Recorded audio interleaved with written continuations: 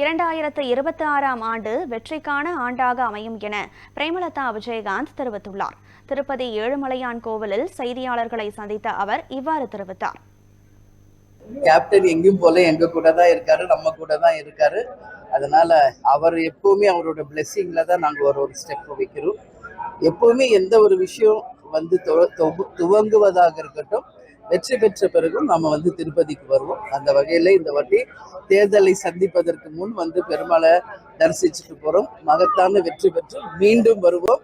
2026 ஒரு மகத்தான ஒரு வெற்றி ஆண்டாக எல்லாருக்குமே இருக்கும். இன்னைக்கு வருஷ பிறப்பு உங்க எல்லாரையும் சந்திச்சிருக்கேன். இந்த ஆண்டு எல்லாருக்குமே ஒரு வெற்றி வருஷமாக இருந்து அனைவருக்கும் நல்லது நடக்கின்ற ஒரு ஆண்டா இருக்கு. ஏன்னா இப்போ தமிழ்நாடு, நாங்க இது ஆந்திரா, எல்லா மக்களும் இந்த லோகத்துல இருக்கிற எல்லாருமே நல்லா இருக்கணும்ன்றதான் என் மெயின் பிரார்த்தனை. அதனால எல்லாருமே நல்லா இருப்பாங்க. இந்த வருஷம் எல்லாருக்குமே சக்சஸ்ஃபுல் இயராக இருக்கும் அப்படின்னு சொல்லி நான் வாழ்த்துறேன்.